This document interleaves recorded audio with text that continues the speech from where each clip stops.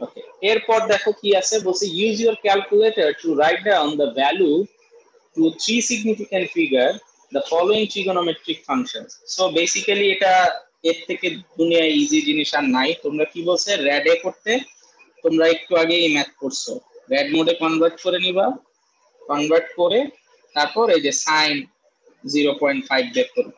I don't think so এটা আর কোনো দেখানোর কিছু আছে। তারপর number 4, convert the following angles to radians giving your answer as a multiple of pi। এটা আবার তোমাকে করতে হবে কি, ইন টার্মস অফ পাই তে রাখতে হবে। এই জিনিসটা আমরা যখন ট্রিগোনোমেট্রিক সলিউশন করব এটা অনেক দরকার হয় ইন টার্মস অফ পাই তে অ্যানসার রাখা। দেখো এখানে হচ্ছে সাপোজ ধরো আমরা পিটা করি, বলছে 330 ডিগ্রিকে রেডে কনভার্ট করতে, বাট ইন টার্মস অফ পাইতে রাখার জন্য বলা হয়েছে। তাহলে খেয়াল করো এখানে কি করব, 330 ডিগ্রির সাথে ইনটু করব কত, যেহেতু আমরা রেডে কনভার্ট করতেছি পাই উপরে থাকবে আর 180 নিচে থাকবে।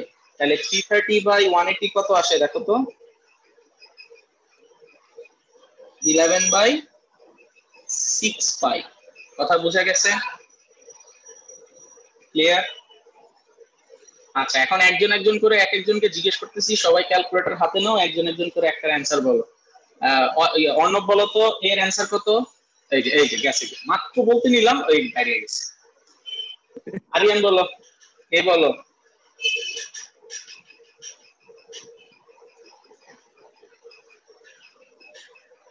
আরিয়ান এর অ্যান্সারটা বলো।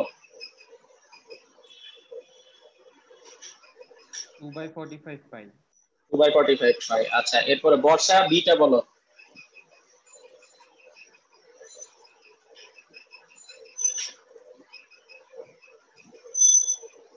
বর্ষা বিটা বলো। 1/18 পাই। 1/18 পাই। 1/18 পাই। হ্যাঁ 1/18 পাই, ঠিক আছে। এরপরে লামিয়া সিটা বলো।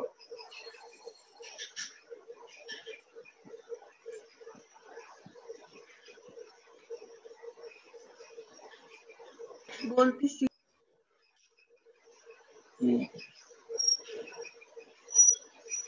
লামিয়া সি বলবা। রাফি ডিটা বলো।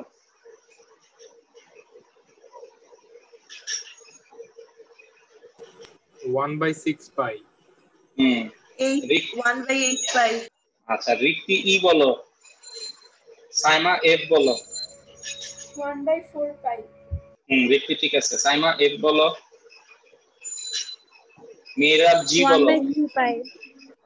1/3 হ্যাঁ পাই। ঠিক আছে, ওকে। আচ্ছা, মিরাব জি বলো। 5/12 পাই। গুড। আদিবা বলো এইচ।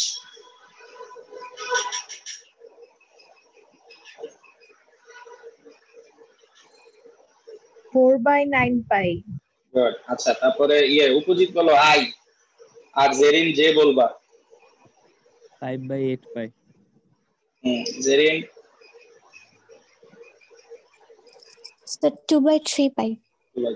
আচ্ছা, ঠিক আছে। Use your calculator to convert the angles to radians. আচ্ছা, এরপরে আবার আরিয়ান বলো এটা।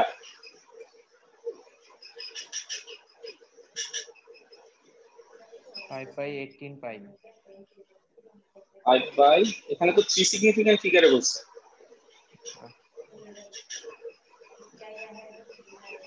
বর্ষা বি বলবা। স্যার এটাও কি π/180 দিয়ে করব? হ্যাঁ, এটা 3 সিগনিফিক্যান্ট ফিগারে বলছে। হ্যাঁ 873। হ্যাঁ, বর্ষা পরেরটা B. Lamia C. Rafi D. Rikti E. Saima F. 0.87। Sir D আছে 2.79। হ্যাঁ 2.7, ঠিক আছে। তারপর লামিয়া, তোমার এত সময় লাগে কেন? তো ক্যালকুলেটর হাতে নিয়ে বসে থাকলি। স্যার 4.01। 4.01। রিক্তিকে কোনটা দিছিলাম? ই। হ্যাঁ, ঠিক আছে। 5.59। সাইমাকে কোনটা দিছিলাম? এফ না? এফ। 5.59।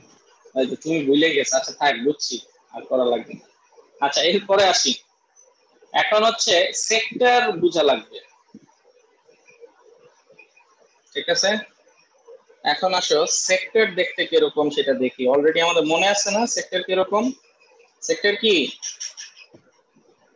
সার্কেলের একটা পোরশন, পিজার স্লাইস, ঠিক আছে? আচ্ছা মুয়াজ কই? ও দেখলাম সবাইরে পিজা খাওয়াইছে কি কারণে? ওই যে ওর ভ্যালেন্টাইন্স ডে ছিল স্যার। ওর ভ্যালেন্টাইন্স ডে অন্য দিনে। আচ্ছা ঠিক আছে, যাই হোক, রেকর্ড হইতেছে, কথা বাদ দিয়ে।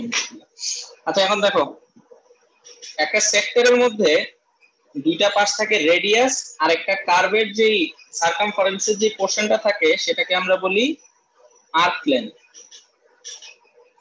ঠিক আছে?